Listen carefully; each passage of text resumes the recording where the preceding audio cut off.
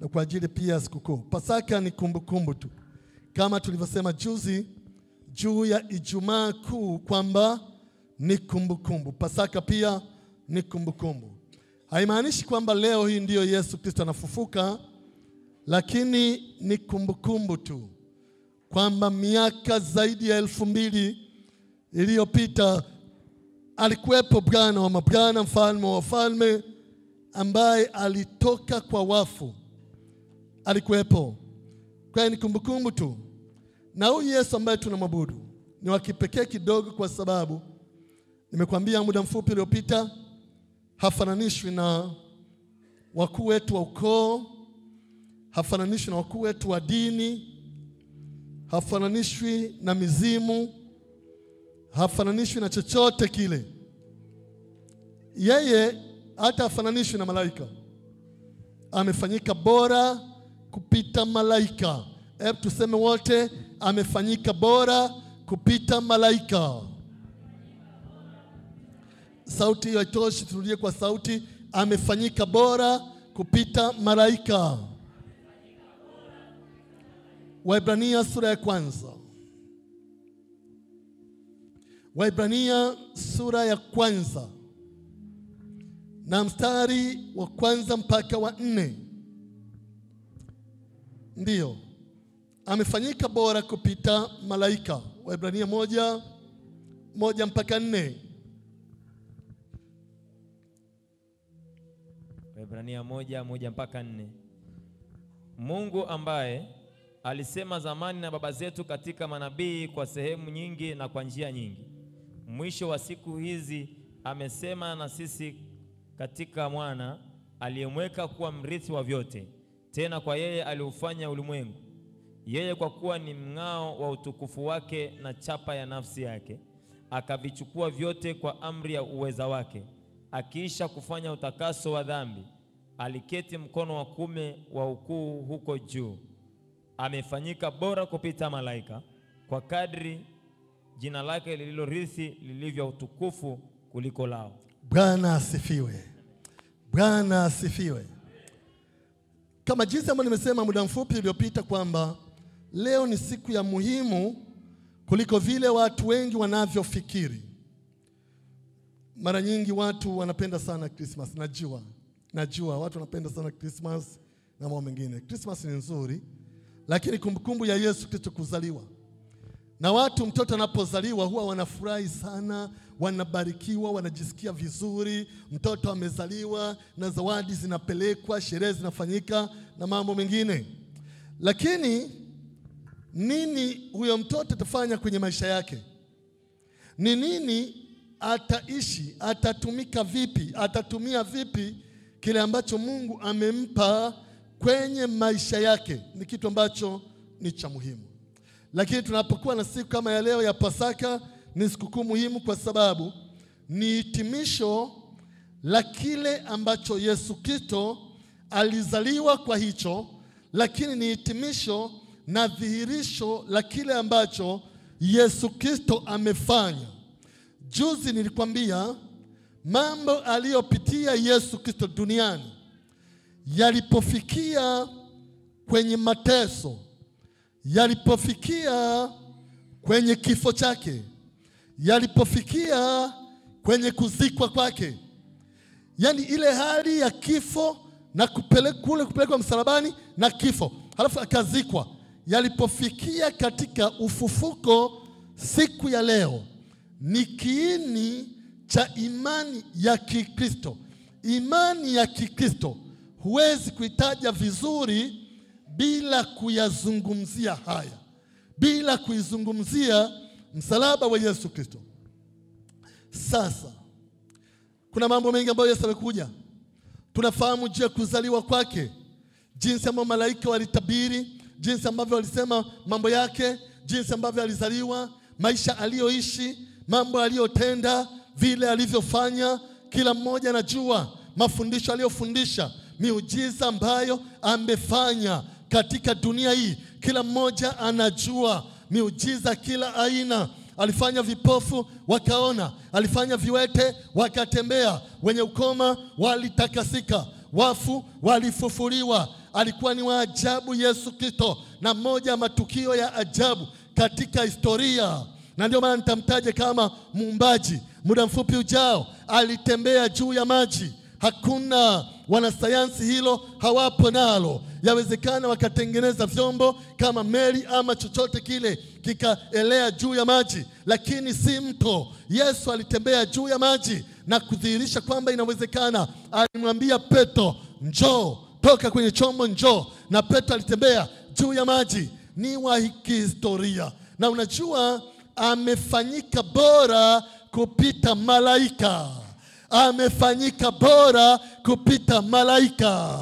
Hili ni jambo ambalo leo nataka nikuingizie. Nataka nikuingizie uzuri alionao Yesu Kristo. Nataka nikuingizie upendo alionao Yesu Kristo. Nataka nikuingizie miujiza alionao Yesu Kristo. Nataka nikuonyeshe jinsi ambavyo ni wa thamani ya ajabu mno. Jinsi ambavyo unapomkosa yeye unakosa vingi, na jinsi ambavyo unapompata yeye ni kama umepata vyote ambavyo unavihitaji. Yesu ni wa ajabu. Amefanyika bora kupita malaika.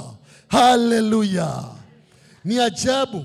Mungu ambaye zamani alisema na baba zetu katika manabii kwa sehemu nyingi na kwa njia nyingi. Zamani Mungu alikuwa anasema na watu kupitia manabii kwa njia nyingi na kwa sehemu nyingi. Alikuwa anasema nasi kupitia manabii. Ndiyo, anamtuma nabii Isaya, anamtuma nabii Yeremia, anamtuma nabii Zakaria, anamtuma nabii Nahumu, anamtuma nabii Malaki, anamtuma nabii Amosi, anamtuma nabii. Alisema kwa njia nyingi. Lakini Biblia inasema hivi, mwisho wa siku hizi ambazo tunazo leo, mwisho wa siku hizi ambazo tunaishi, amesema na sisi katika mwana. Mwana anayetajwa hapa ni Yesu Kristo. Amesema na sisi katika mwana ambaye anatajwa hapa ni Yesu Kristo, aliyemweka kuwa mrithi wa yote. Hebu tuseme wote, kuwa mrithi wa yote. Arudia tena, kuwa mrithi wa yote. Yesu Kristo ni mrithi. Lakini sio mrithi wa magari tu, lakini sio mrithi wa majumba tu, lakini sio mrithi wa mavazi tu, lakini sio mrithi wa mashamba tu, lakini sio mrithi wa fedha tu. Yesu Kristo ni mrithi wa vyote. Hebu sema vyote. Fanya na mkono hivi, vyote. Fanya tena, vyote. Anasema aliyemweka kuwa mrithi wa yote. Tena kwa yeye aliufanya ulimwengu. Kwa huyo Yesu Kristo dunia tunayoishi imefanywa. Dunia tunayoishi imeumbwa. Dunia tunayoishi imetengenezwa, na aliyeitengeneza ni Yesu Kristo. Haleluya. Unaweza usifahamu hilo sana, lakini Yohana 1:1 inasemaje? Hapo mwanzo kulikuwapo neno, naye neno alikuwapo kwa Mungu, naye neno alikuwa Mungu. Vyote vilifanyika kwa huyo, wala pasipo yeye hakikufanyika chochote ambacho pasipo Yesu Kristo, pasipo yeye hakikufanyika chochote. Katika mstari wa 14, Yohana 1:1-4, halafu mstari wa 14 anasema, naye neno alifanyika mwili akakaa kwetu, tukauona utukufu kama utukufu wa mwana pekee atokaye kwa Baba, amejaa neema na kweli. Haleluya. Amejaa neema na kweli. Ni mrithi wa vyote unavyovihitaji, vyote kabisa. Anaweza kugawia, anaweza kukupa atakavyo. Ni mrithi wa vyote, vyote kabisa. Anaweza, hashindwi na kitu chochote. Biblia inasema katika mstari wa 3, yeye kwa kuwa ni mng'ao wa utukufu wake na chapa ya nafsi yake, akavichukua vyote kwa amri na uweza wake, akiisha kufanya utakaso wa dhambi, aliketi mkono wa kuume wa ukuu huko juu. Ngoja nikwambie hili andiko jinsi lilivyo. Unaweza usilielewe ukafikiri ni kawaida. Mwandishi wa Waebrania hatajui sana wala hajitambulishi, lakini wengi wanamchukulia kama ni mtume Paulo. Wako wachache wanafikiri ni Apolo, lakini wengi wanamchukulia kama Paulo. Mwandishi kwa sababu ya aina ya matumizi ya lugha zilizotumika katika ufundishaji na katika uandishi, amekariri vitu vingi vya Agano la Kale. Kwa hiyo lazima awe mtu ambaye anajua Torati, lazima mtu awe anajua mambo yale ya kale na jinsi Zaburi zilivyopita na vitabu vya kale vilivyopita.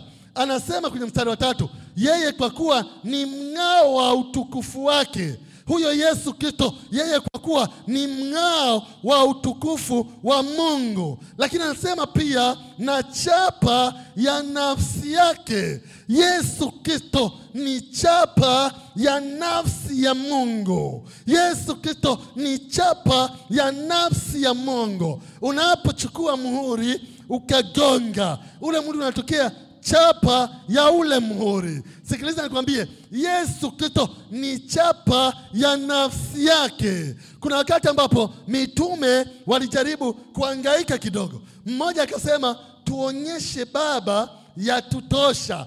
Akamwambia Filipo, yani nimekuwa pamoja nanyi, nimekuwa pamoja nanyi, nimetembea pamoja nanyi, nimekula pamoja nami. Usinijue Filipo, aliyeniona mimi amemwona Baba wa mbinguni. Haleluya! Ni ajabu. Tunaye Yesu Kristo wa ajabu. Ni ajabu kama unatishwa na mapepo, unatishwa na majini, unatishwa. Yesu naye ni zaidi ya mapepo, ni zaidi ya majini, ni zaidi ya kuzimu, ni zaidi, amefanyika bora kupita malaika. Haleluya! Kuna wakati alisema hivi, mimi ndimi njia na kweli na uzima. Mtu haji kwa Baba ila kwa njia ya mimi. Anayepita kwa kina Muhamadi, anayepita kwa kina Budha, anayepita sijui wapi, anakosea njia. Mimi ndimi njia, kweli na uzima. Haleluya! Mimi nikiwa na Yesu huwa naringa sana. Ninajivunia kuwa naye. Bwana asifiwe sana. Yani ninaringa. Na ndio maana huwezi ukanisikia nikikiri udhaifu popote pale. Popote, wala sio hapa kanisani, hata kwenda kusafiri. Kwa sababu najua niliye naye ni mkuu kuliko ambaye yuko katika dunia. Najua ni mwenye uweza na nguvu. Najua ni mwenye mamlaka. Najua hashindi na chochote. Najua anaweza kuumba. Najua anaweza kunipa sehemu za urithi wake. Akikunyoshea mkono tu hivi kabla hujapokea, wewe ni utajirisho, ni amani, ni furaha, ni upendo. Haleluya! Ni waajabu mno. Anasema yeye kwa kuwa ni mng'ao wa utukufu wake na chapa ya nafsi yake, akivichukua vyote kwa amri na uweza wake. Akivichukua vyote, akichukua amani, akichukua furaha, akichukua upendo, akichukua magari, akichukua mashamba, akichukua majumba, akichukua fedha, akichukua dhahabu. Anasema akivichukua vyote kwa amri na uweza wake, akiisha kufanya utakaso wa dhambi. Nisikilizeni kanisa, kile kifo cha Yesu msalabani ni ushindi wa ajabu. Wakati anakufa, anafanya utakaso wa dhambi za wanadamu, wa dhambi za kina Amosi. Wakati anakufa, anafanya utakaso. Wakati ule akifanya utakaso, alikuwa anachukua mema yote ambayo shetani ameyashikilia alipokuwa anakufa msalabani. Ndio maana alisema imekwisha. Kwa nini imekwisha? Kwa sababu magonjwa yamekwisha, laana zimekwisha, mikosi imekwisha, bahati mbaya zimekwisha, kushindwa kumekwisha, imekwisha. Haleluya! Amefanyika bora kupita malaika. Angalia pale kwenye mstari ambao anasema hivi, baada ya hapo aliketi mkono wa kuume wa ukuu huko juu. Alipokufa alipozikwa akafufuka kama siku ya leo Jumapili asubuhi. Alipofufuka, kwa sababu ya haya aliketi mkono wa kuume. Sasa hii nitakwambia baadaye kidogo, lakini ni wa utawala, ni wa mamlaka, ni mkono wa uweza. Aliketi kule juu, mkono wa kuume wa Mungu. Unafahamu zamani, nyakati zamani, Mungu alikuwa anasema sana na baba zetu kwa njia nyingi na kwa sehemu nyingi, akitumia manabii kama nilivyosema. Lakini mwisho wa siku hizi amesema nasi katika mwana, amesema nasi katika Yesu Kristo, amesema nasi katika neno lake. Yesu ni neno, ni kitu ambacho lazima uweze kufahamu. Na ndio maana nikakwambia Mungu alifanya mabadiliko. Wale ambao walikuja Ijumaa, kwenye Ijumaa Kuu tumeona Mungu alifanya mabadiliko. Kuna wakati ambapo manabii walikuja wakahubiri dhambi, ushindi, mafanikio, maisha matakatifu. Manabii walipoondoka, watu wakarudi duniani wakaishi maisha yao. Ilikuwa mambo yanajirudia, mambo yanajirudia, mambo yanajirudia. Mungu akaona nifanyeje ili yasijirudie, tumalize, akamleta Yesu Kristo. Na Biblia inasema Yesu Kristo amerithi kila kitu, lakini pia yeye ni utimilifu wote wa Mungu. Yaani kumpata Yesu ni kupata utimilifu wote wa Mungu. Wakolosai 2:9.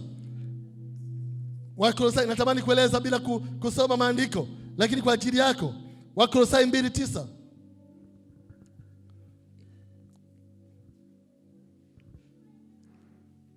Wakolosai 2:9. Wakolosai 2:9. Maana katika yeye unakaa utimilifu wote wa Mungu kwa jinsi ya kimwili. Maana katika yeye, angalia hilo andiko, Wakolosai 2:9, angalia pale. Anasema maana katika yeye, Yesu Kristo huyo, maana katika unakaa utimilifu wote wa Mungu kwa jinsi ya mwili.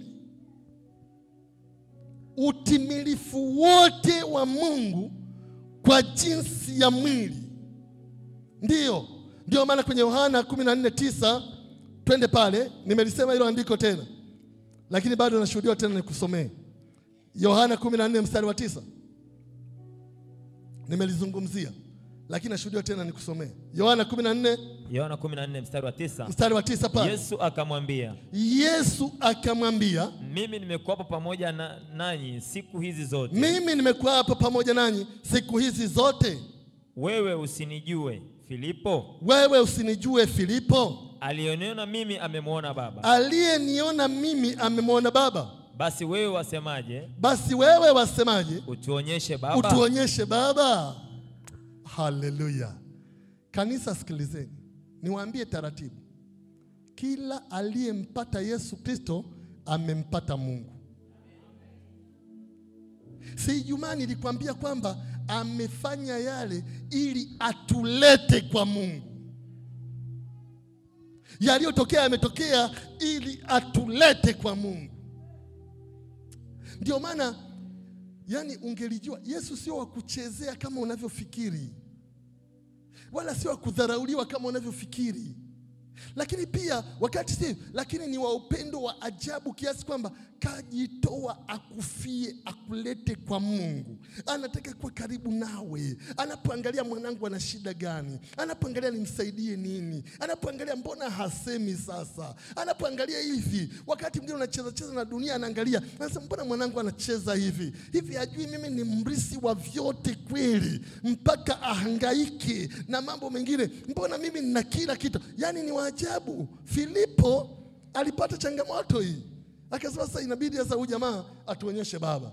Akimwambia utuonyeshe Baba itatutosha, itatusaidia. Yesu akajibu jibu la ajabu sana.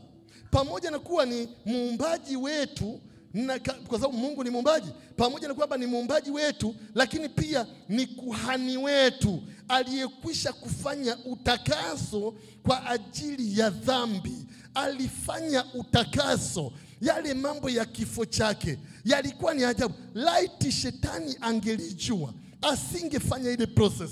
Ile process iliratibiwa na shetani. Na shetani alikuwa anaona wanamkomesha. Yani wakati wamemkamata, wanampiga makofi, wanamvika mataji ya miba, wanamtemea mate, wanamdharau, wanampiga mijeredi. yani shetani alikuwa anafikiri nimemweza, nimemmaliza, lakini hilo ni jambo lilifichwa kwake. Wakati wanampeleka msalabani ni jambo limefichwa kwake. Wakati wanafika msalabani wanaanza kumgongea mamisumari, sasa ndio tumemkomoa. Wakati wanaweka ile anwani pale, wanasema tumemmaliza. Wakati wananyanyua ule msalaba juu, wanaosimamisha, wanasema ndio sasa, hebu tuone kama atamuita Elia aje kumwokoa au Yeremia au nani. Walikuwa wanaona kama lakini Yesu alikuwa anafanya yale kwa ajili yako na yangu. Alikuwa anafanya utakaso kwa ajili ya dhambi. Wakati jioni imefika, wakaenda kumzika kaburini. Kaburi lilikuwa liko tupu, halina mtu ndani. Wakamweka Yesu Kristo. Mathayo anaeleza jambo hilo vizuri, mpaka ninabarikiwa. Nilibarikiwa sana. Unaposoma Injili, mwangalie Mathayo 28. Analieleza jambo hilo kwa njia ya ajabu sana, na mpaka linanifurahisha kwa kweli. Kwa kweli linanifurahisha. Mathayo 28, twende pale. Mathayo 28. Twende pale. Mathayo 28. Ya mstari wa kwanza pale twende. Tutakwenda pale mpaka mstari wa 8. Mathayo 28 mstari wa kwanza mpaka 8. Hata sabato ilipokwisha ikipambazuka siku ya kwanza ya juma, Mariamu Magdalena na Mariamu yule wa pili walikwenda kutazama kaburi. Na tazama, palikuwa na tetemeko kubwa la nchi, kwa sababu malaika wa Bwana alishuka kutoka mbinguni, akaja akaliviringisha lile jiwe, akalikalia. Na sura yake ilikuwa kama umeme, na mavazi yake meupe kama theluji. Na kwa kumwogopa wale walinzi wakatetemeka, wakawa kama wafu. Malaika akajibu akawaambia wale wanawake, msiogope ninyi, kwa maana najua ya kuwa mnamtafuta Yesu aliyesulubiwa. Ndio.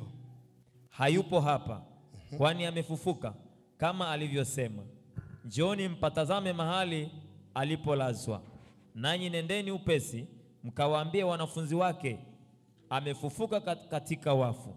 Tazama, awatangulia kwenda Galilaya, ndiko mtakakomwona. Haya nimekwisha waambia.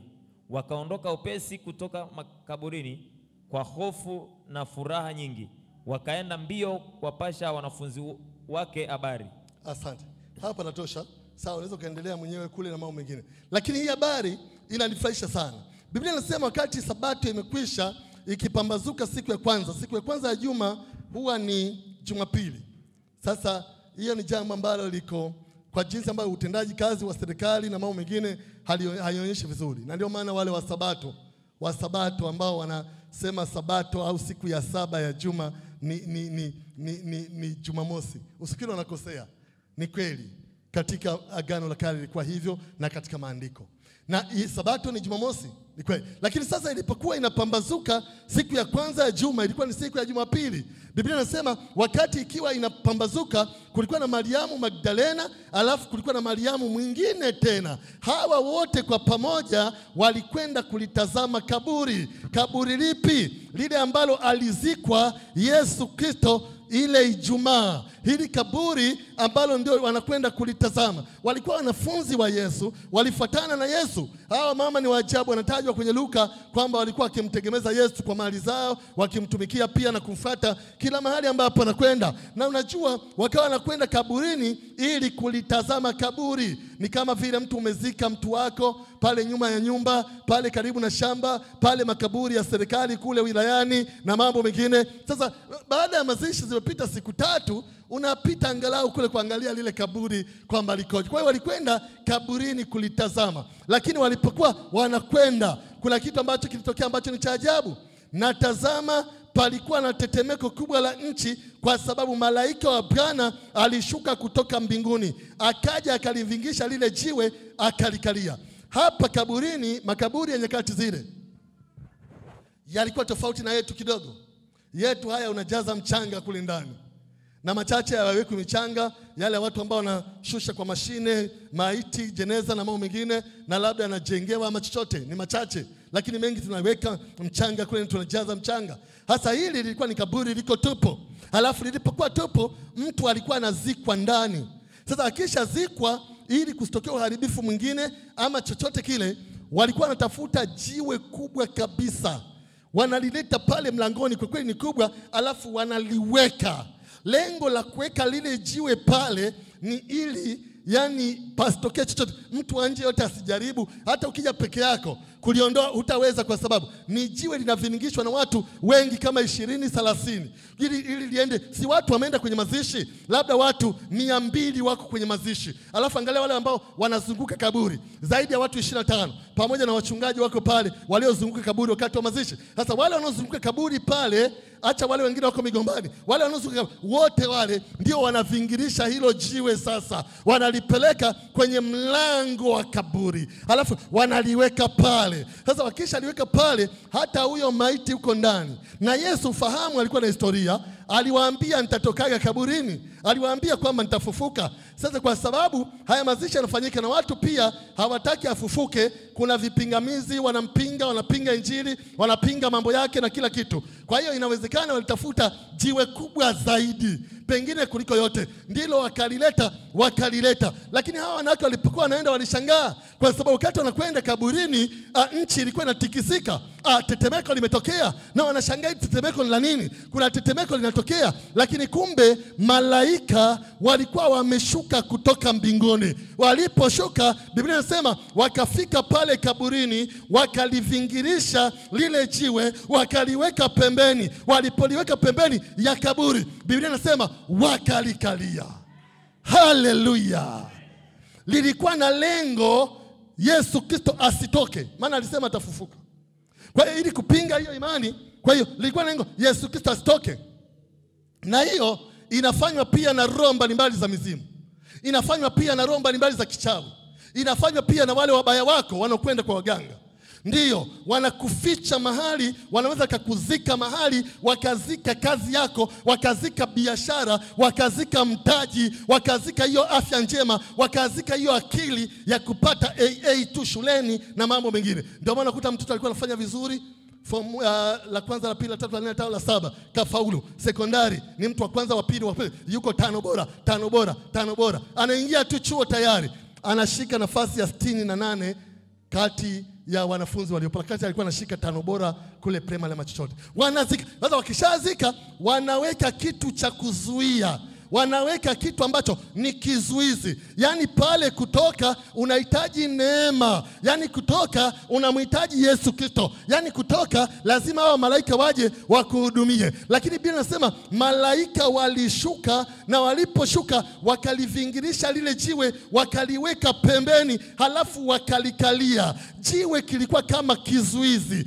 cha kuzuia Yesu asitoke, cha kuzuia mtu asiende kwenye hatua ya maendeleo yake, cha kuzuia mtu asiende kupata mtaji, cha kuzuia hiyo ndoa isipate amani. Jiwe lilikuwa kama kizuizi, lakini malaika walishuka, wakalivingirisha, wakaliondoa. Mchana wa leo na kuombea kwamba malaika washuke, waondoe hivyo vizuizi vinavyozuia baraka zako, vinavyozuia uzima wako, vinavyozuia mafanikio yako. Wavingirishe hilo jiwe, waliweke pembeni. Hilo jiwe yaweza kuwa ni ile hali ya mikosi unayopata. Hilo jiwe laweza kuwa ni ile hali ya hasara unayopata. Hilo jiwe laweza kuwa ni ule uchawi ambao watu wanakufanyia. Wasifanikiwe, kwa sababu kuna jeshi la malaika ambao walimtumikia Yesu Kristo. Hilo jeshi la malaika ni watumishi wetu, watakutumikia wewe pia, watakutumikia na wewe pia kwa jina la Yesu.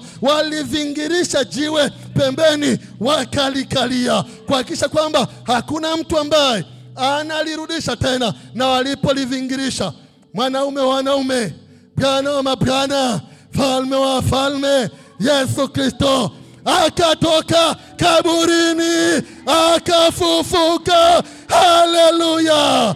Yesu alitoka kaburini. Toka kwenye hilo kaburi la umasikini, toka kwenye hilo kaburi la laana, toka kwenye hilo kaburi la mikosi, toka kwenye hilo kaburi la bahati mbaya, maana uliyemwamini alifufuka.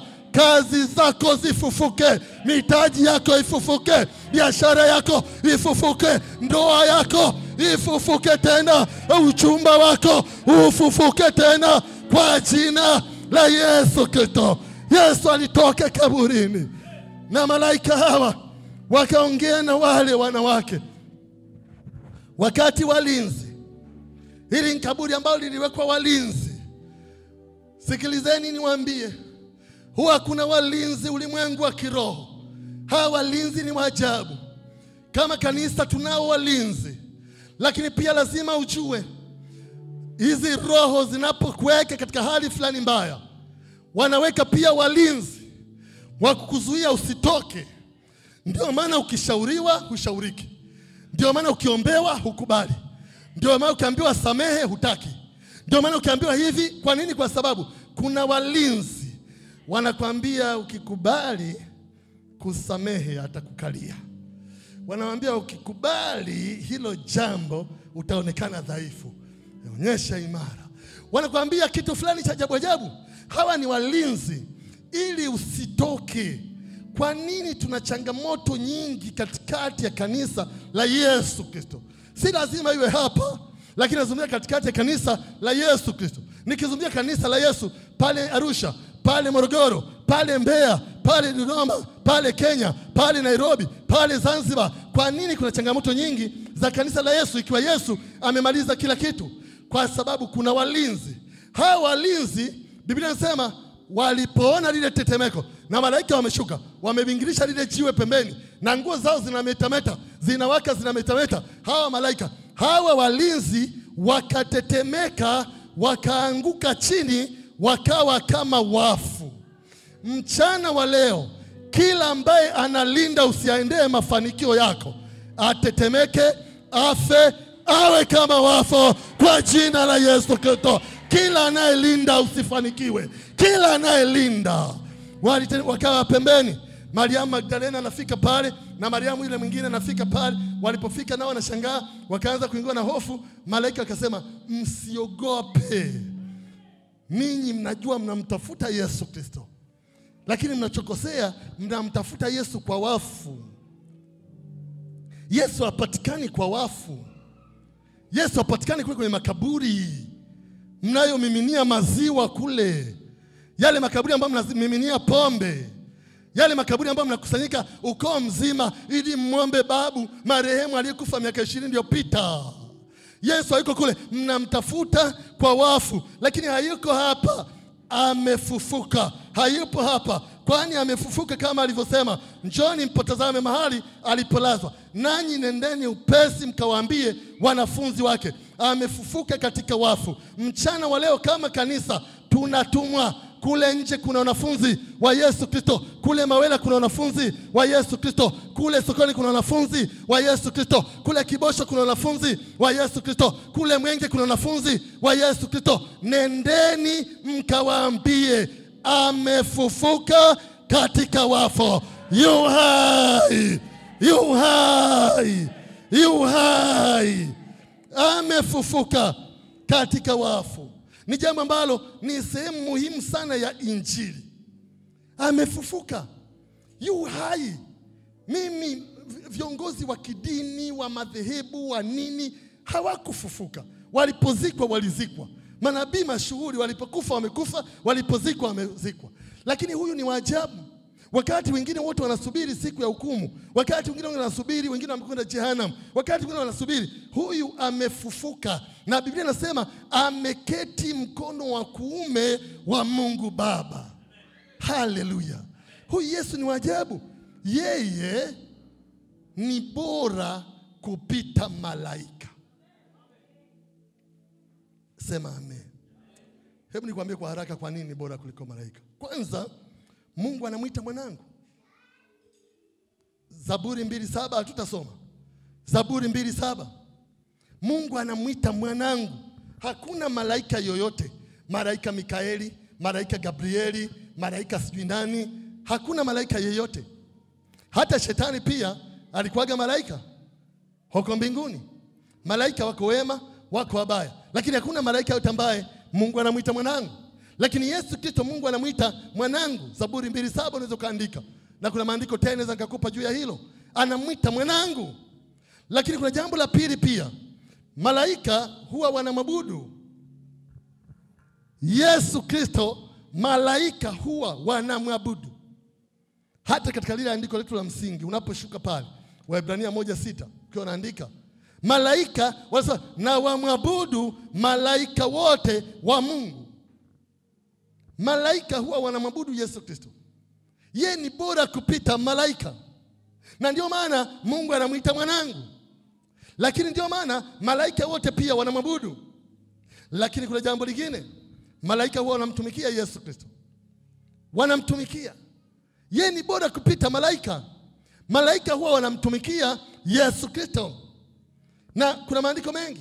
Lakini katika yale majaribu pia aliyopita Mathayo 4:11 inasema malaika wakaja wakamtia nguvu wakamtumikia. Ndiyo Mathayo 4:11. Lakini pia Mathayo 22:43, Luka 22:43, wakati wa yale maombi malaika walikuja wakamtia nguvu. Ni watumishi wanamtumikia. Yeye ni bora kupita malaika. Lakini kuna jambo la 4, ni muumbaji wa milele. Nimekupa hilo andiko muda mfupi uliopita, Yohana 1:1-3 na mstari wa 14.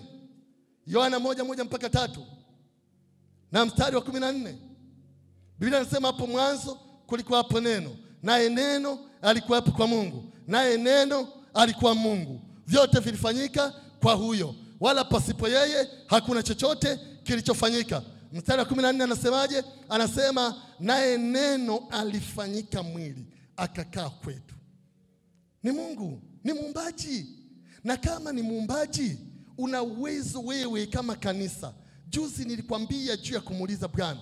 Juzi nilikwambia juu ya yale matatizo. Tulizungumzia matatizo ambayo hayaishi unapoomba, au yale ambayo yanajirudia, yanaisha baada ya muda yanarudi, yanaisha. Tulizungumzia, nikasema umuulize yeye. Yeye ni muumbaji. Ana uwezo wa kuumba kitu kipya kwenye maisha yako. Ana uwezo wa kuumba ndoa mpya yenye amani. Ana uwezo wa kuumba mtaji mpya wa biashara utakao kuwa haukusumbui. Ana uwezo wa kuumba hata hiyo fahamu na akili yako kwa wanafunzi ambao mnasoma, badala kushika hiyo nafasi ya 90 ukarudi kwenye 10 bora. Ana uwezo. Ni muumbaji wa vyote. Vyote vilifanyika yeye, wala pasipo yeye hakuna chochote ambacho kilifanyika. Nimekupa muda mfupi mfano hapa. Mtu anatembea juu ya maji. Wewe tu jaribu kutembea juu ya maji, wala sio yale ya bahari. Tembea tota maji ya vidimbwi huku yaliyonyeshewa na mvua. Ukikanyaga tu hivi mbingu inazama. Yeye juu ya maji alitembea. Wakati mwingine kutokea vurugu baharini, upepo kama mkali, vurugu nini, chombo kinataka kuzama na nini, akaamka huko kwenye chombo. Alipotoka nje akaukemea upepo, bahari ikatulia. Kwa nini? Kwa sababu yeye ni muumbaji. Kwa nini usimwambie aumbe maisha mapya kwako? Kwa nini usimwambie aumbe baraka mpya kwako kama hizo zilizopo zinakusumbua? Kwa nini usimwambie afanye kitu kipya kwenye kazi yako, kwenye ndoa yako? Kwa nini usimwambie afanye jambo jipya leo? Kwa nini? Yeye ni muumbaji. Lakini sio hivyo, tungoja nikwambie jambo la 5. Ni Bwana na mfalme wa yote, ameketi mkono wa kuume wa Mungu. Zaburi 111 inasema. Lakini hata lile andiko la msingi linasema. Zaburi 110 mstari wa 1 unasema. Lakini lile andiko la msingi la Waebrania pia linasema ameketi mkono wa kuume wa Mungu. Yaani maana yake ni mtawala na ni Bwana. Ndio maana yake ni mwenye mamlaka.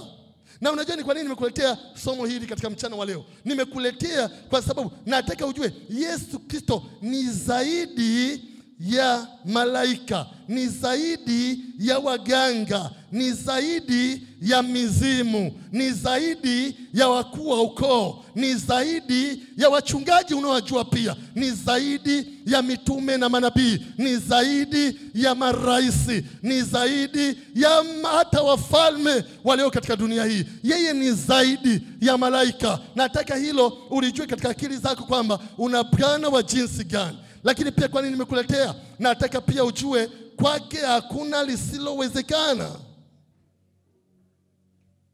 Haleluya. Kwake hakuna lisilowezekana. Hakuna.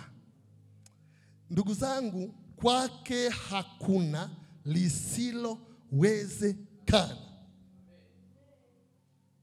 Kule kwenye mikutano ambako nimekuwa nikisafiri, tulikwenda sehemu moja inaitwa Ilula.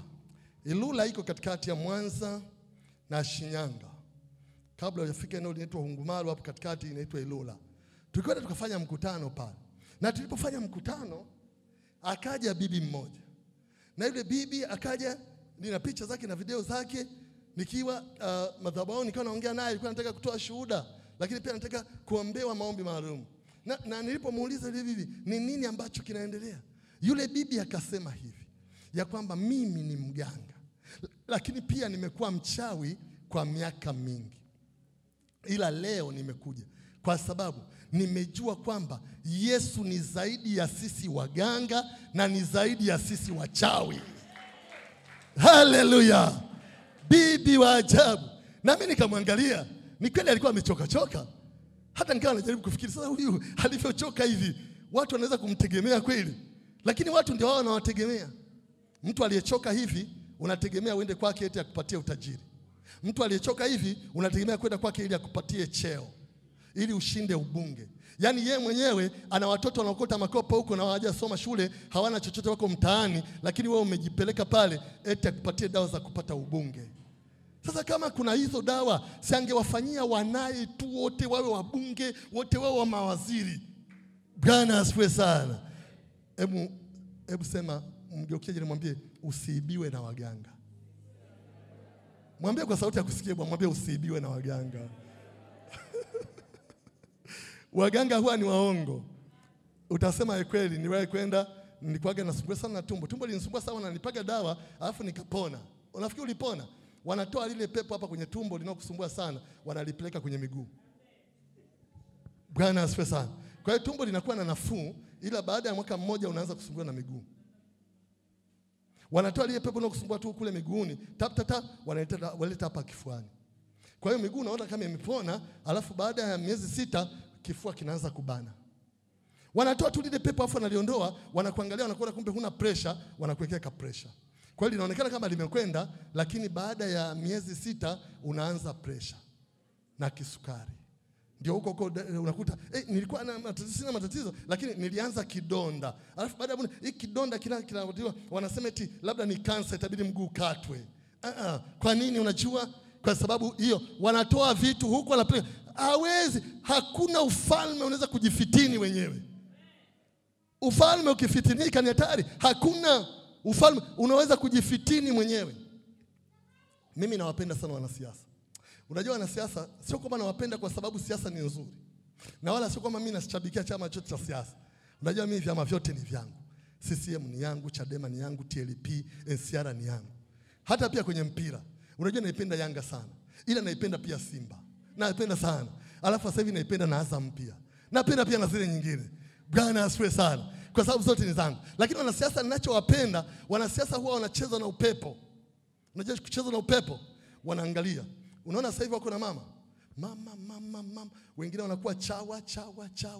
Kwa nini? Kwa sababu ukiwa chawa unapata kula, unapata kuishi, unapata maisha, unapata watoto wanasoma, watoto anakuwa pale chawa. Alafu mama akiondoka akipata mwingine, huyo mwingine akimsema tu mama vibaya, atasema hata sisi tulikaa kule tunavumilia sana. Yaani wewe ndio mwenyewe sasa. Wewe ndio tumepata. Yaani anacheza na upepo, wanakwenda na hali ya hewa. Bwana asifiwe sana. Hawa ambao leo namsema Magufuli, ndio hawa wakati wa Magufuli walikuwa mzee. Wengine walikuwa wanasema asante Mungu. Wengine walikuwa wanasema yani wewe unafaa kuwa kiongozi wa malaika. Yani wengine, lakini ndio hawa leo wanamsema Magu. Unajua kwa nini? Kwa sababu wanasiasa wanachezaga na upepo, wanachezaga na hali ya hewa inavyokwenda. Sasa wewe fikiria, kwenye maisha yako umeshajua waganga ni waongo, umeshajua wachawi ni waongo. Cheza na huu upepo wa Yesu Kristo. Cheza na huu pepo mpya. Mimi nimekuambia, nilipocheza na hali ya hewa, nilipocheza na upepo, zile irizi tulizichoma. Moja tuliichoma, moja ilipotea. Bwana asifiwe sana. Na namshukuru Mungu kwa sababu sijapata chochote kutoka kwa waganga. Bwana asifiwe sana. Wala sijapata chochote kutoka kwa wachawi. Wala sina masharti ya chochote. Ndio maana nikiamua kukupa 500 nakupa, maana sijazuiwa na mganga. Nikiamua sikupe pia naacha. Bwana asifiwe sana. Nikiamua kuvaa vizuri navaa, nikiamua kuvaa jeans na cadet na t-shirt navaa. Maana sina masharti ya waganga. Masharti wangeniambia labda wewe unavaa suti tu, ningeteseka. Wakati wa jua kali huko mjini unateseka, au tai tu. Bwana asifiwe sana. Au masharti angeniambia wewe utakuwa unapiga jinsi tu, ningekuwa na kazi ya kukuaminisha jinsi ndio sawa kwa watumishi, jinsi ndio sawa, yani kazi ya ziada ya kukuaminisha. Lakini sasa hivi hata vaa chochote. Kwa nini? Kwa sababu sina kitu kwa waganga, hawana kitu kwangu, na wao pia wanajua kwamba hawanidai chochote. Kwa nini? Kwa sababu niliyempata ni mrithi wa vyote, ni mrithi wa vyote, anaweza. Sina masharti ya kiganga. Bwana asifiwe sana.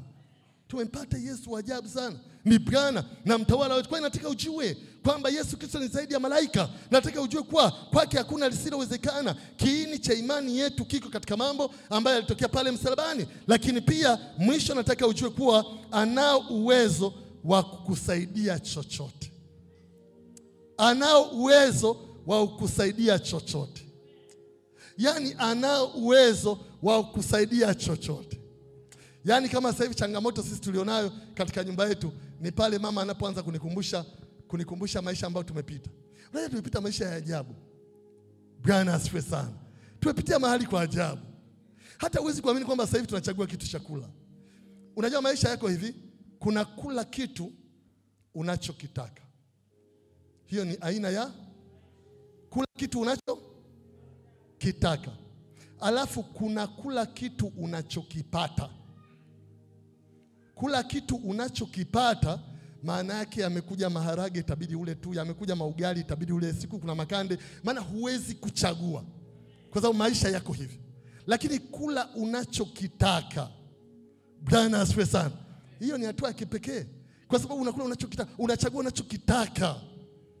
Sasa Mungu ambaye ametupa neema sisi tumepita. Sasa wakati mwingine mama ananikumbusha, nirudi pale, ananikumbusha maisha yetu tulikuwa. Nakumbuka kuna wakati fulani tulikaa hapa mahali fulani Kisomboko pale, tulikuwa tumekaa katika nyumba fulani pale ya kupangisha, baba fulani alitupa pale nyumba. Na huyu baba ni wajabu, alitupa nyumba afa akasema mlipe kodi mkipata wenyewe tu. Maana alijua hali zetu, akitudai kodi atatufukuza kwenye nyumba. Kwa hiyo mzee mmoja alikuwa anaitwa Flaviani, alikuwa hapo chini. Ni mzee wa kipekee sana, alitusaidia sana, ameshafariki. Lakini mzee yani aliwaambia watoto wake, huyu mchungaji msimdai kodi. Msimdai kabisa kodi.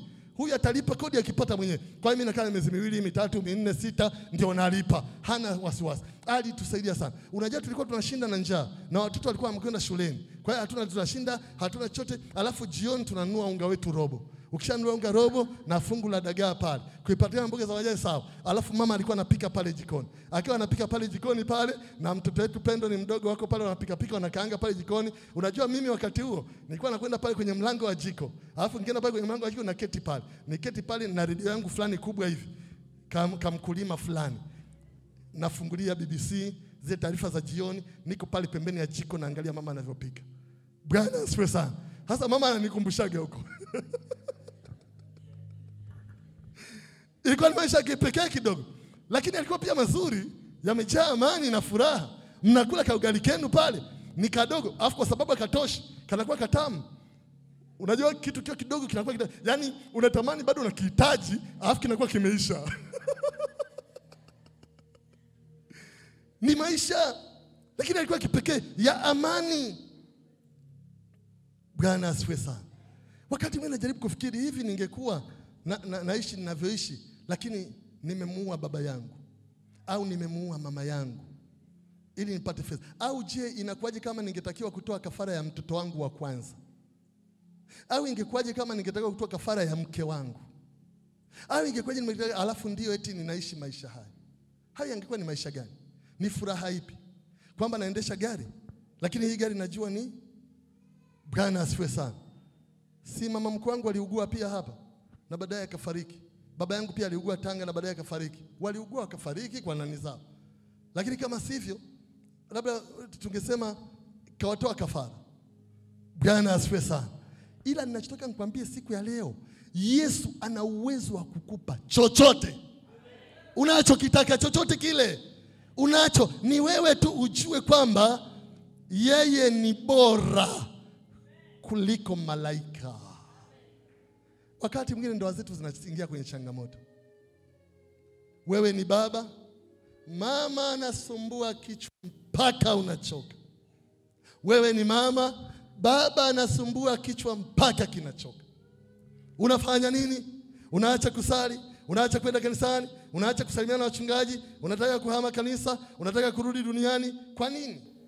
Kwa sababu Yesu Kristo ni bora kuliko mume wako, pia ni bora kuliko mke wako, pia ni bora kuliko watoto wako. Tunapenda familia, lakini Yesu Kristo ni bora. Hata kama itatokea changamoto gani katika familia, bado Yesu Kristo anabaki kuwa Bwana. Bado tutaendelea kumwabudu hata kama nini kitatokea. Tutaendelea kwenda kanisani hata kama kuna shida gani. Bado tutaendelea kumwomba yeye hata kama ndoa haieleweki. Bado Yesu Kristo anaeleweka, anaweza kuumba upya na kufanya vitu vipya.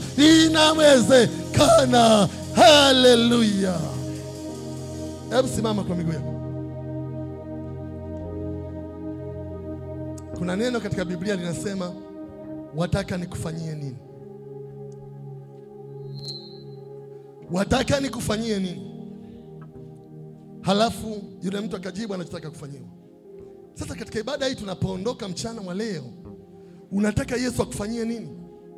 Yeye alishinda kifo na alishinda mauti na akafufuka. Kifo na kaburi havikuweza kumshika, havikuweza. Unataka leo akufanyie nini?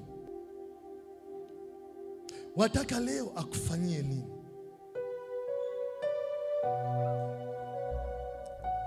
Wataka akufanyie nini unapoondoka hapa? Sijui, lakini wewe ndiye unajua. Unataka akufanyie nini? Yeye hashindwi, ni bora kuliko malaika, ni muumbaji, ni mtawala. Yeye hana ambalo haliwezi. Wataka akufanyie nini mchana wa leo? Hatuna haja ya kuishi kwa hofu. Hatuna haja ya kuishi kwa kuogopa. Hatuna haja, maana tuliye naye ni mkuu zaidi. Wataka akufanyie nini?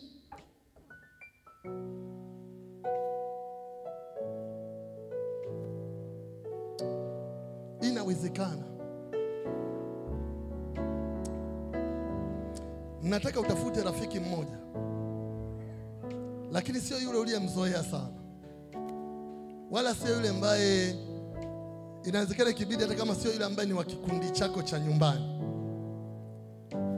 au sio yule ambaye unasoma naye sekondari ama chuo, hata kibidi awe husomi naye. Tafuta sasa mtu mmoja. Tafuta mtu mmoja uende kwake. Tafuta hivyo, nenda kwa mtu ambaye sio yule. Tafuta mtu mmoja. Tafuta mtu mmoja. Hapa sawa, mko vizuri, hapa mko vizuri pia. Tafuta mtu mmoja. Tafuta mtu mmoja. Hapa mko sawa. Mama, nenda pale kwa Magilo. Nenda kwa Magilo pale. Hapa bado, geukiana na huyo hapa mara moja. Huyo hapa. Tafuta mtu mmoja. Tafuta. Dada, hujapata mtu? Huyu ni ngoja. Mama, wewe kaa na huyu mama hapa. Haya, peana mikono hapa. Sawa. Nani mwingine ambaye hajapata? Na watafutia wale ambao hawajapata mtu. Tuko sawa, kila mmoja na mtu. Nataka hii sikukuu abarikiwe sana na wewe. Yaani kuwa na wewe ni baraka. Okay, sawa? Sawa. Hapa hawa si watoto wako wa nyumbani, unawaombeaga. Nenda pale kwa Zame. Nenda kwa Zame. Zame mbarikiwa. Zame mwambukize huyu mama upako wa kifamilia na mambo mengine. Watu wenyewe njoo. Ingia hapa. Umeshapata mtu mmoja? Nani hajapata? Sasa ambacho nataka ufanye, nataka umwombee huyu mtu. Wewe ndiye utakayemwombea. Mimi nitakuombea, mchungaji atakuombea, lakini nataka umwombee huyu mtu apate mahitaji muhimu anayohitaji katika moyo wake. Apate vile ambavyo ni muhimu anavyovihitaji katika moyo wake.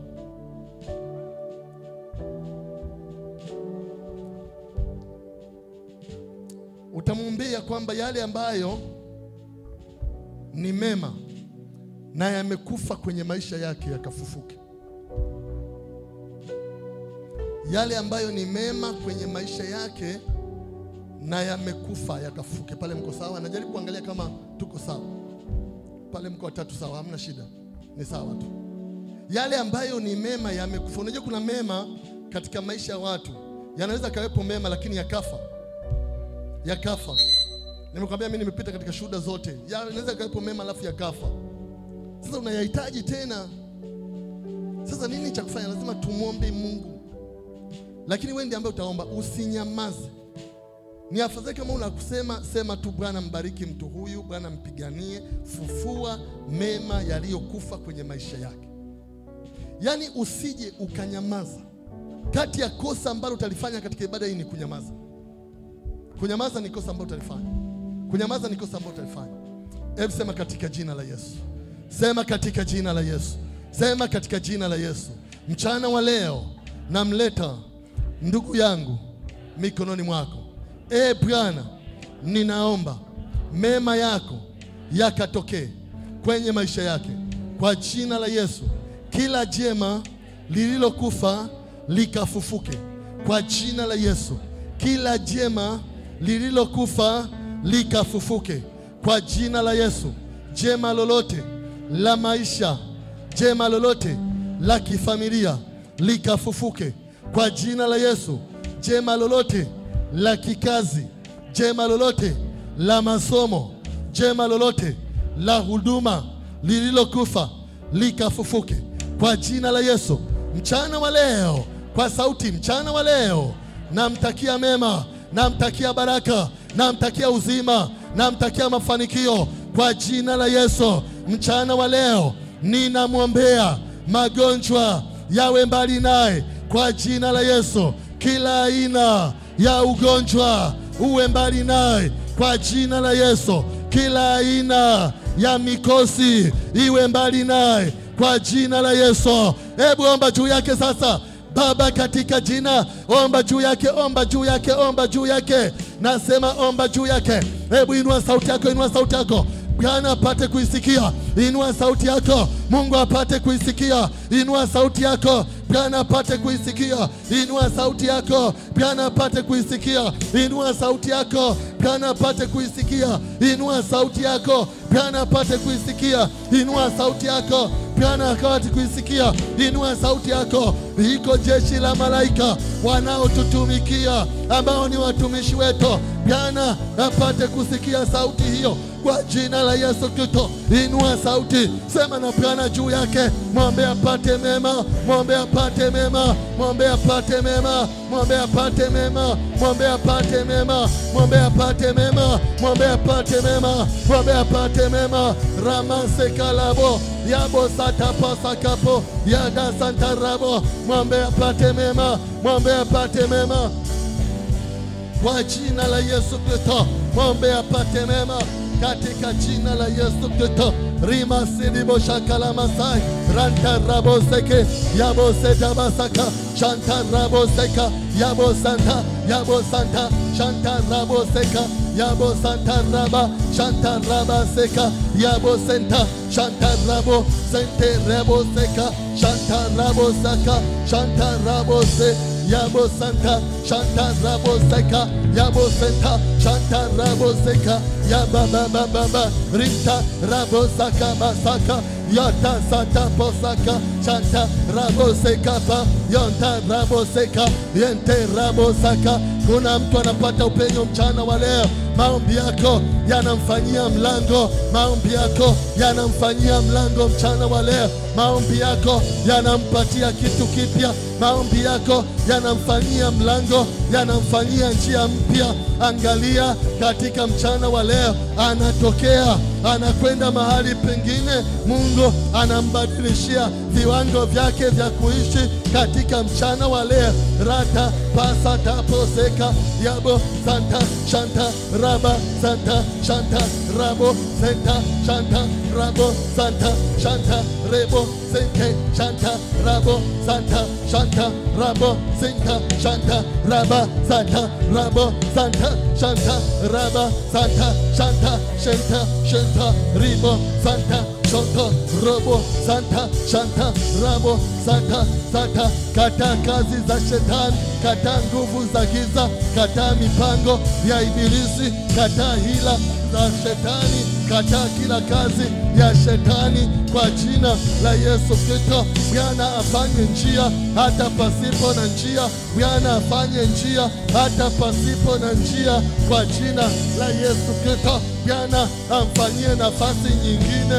Bwana amfanyie nafasi nyingine kwa jina la Yesu Kristo. Bwana alete uponyaji pia kwa jina la Yesu Kristo. Raposete matila basara bashakala masai rata posetepe yatasetapa. Kaeni mbali na magonjwa, kansa, presha, kisukari, TB ziwe mbali na maisha yenu kwa jina la Yesu Kristo. Msipungukiwe na kitu chochote, msipungukiwe na fedha, msipungukiwe na mahitaji muhimu, msipungukiwe na kile ambacho mnakitaka kwa Bwana. Bwana awatetee, Bwana awe upande wenu kwa jina la Yesu Kristo. Wanafunzi wa primari, mahitaji muhimu yapatikane ya shule. Wanafunzi wa sekondari, mahitaji muhimu yapatikane ya sekondari. Wanafunzi wa vyuo, mahitaji muhimu yapatikane ya vyuo kwa jina la Yesu Kristo.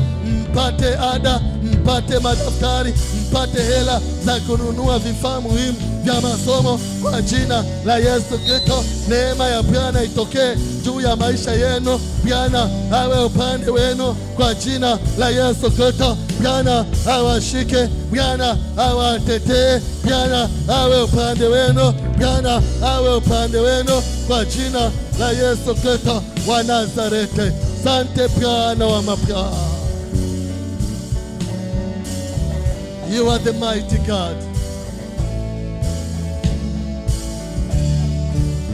Hallelujah. Jesus. Lord to God. Thank you, Jesus. Hallelujah. Nyosha mikono yako juu, nataka kuomba kwa ajili yako. Bwana Yesu, ninakushukuru. Ninasema asante kwa ajili ya siku ya leo, asante kwa ajili ya kanisa, asante kwa ajili ya ibada hii njema na nzuri ambayo tumekuwa nayo. Tumeuona mkono wako Bwana ukiwa pamoja nasi. Asante kwa sababu umetutia moyo, asante kwa sababu ya vile umetujenga hata kupitia neno lako. Tunakubariki sana. Wakati huu tunapojiweka mikononi mwako Kristo, tunaomba Bwana ukapate kuwa pamoja nasi katika siku ya leo, katika siku kuu njema. Roho Mtakatifu ukapate kuyahudumia maisha yetu katika jina la Yesu Kristo. Wakati tunapokumbuka ile kazi njema na hekima yako ya ajabu ambayo Bwana uliifanya ili kuleta ukombozi kwa mwanadamu, Mungu wetu ukatubariki tena katika juma hili katika jina la Yesu Kristo wa Nazareti.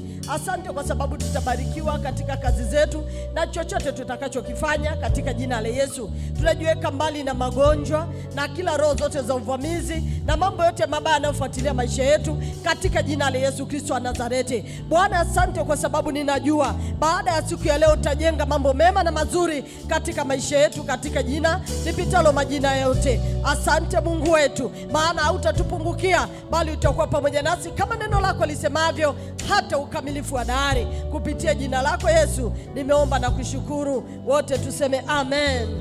Mpigie Bwana Yesu makofi mengi. Mpe sadaka ya makofi. Mpe sadaka ya makofi. Mpigie Bwana Yesu makofi. Asante sana. Geukia jirani yako mwambie Mungu wa mbinguni na akubariki sana, na twende kwa amani ya Bwana. Barikiwa sana.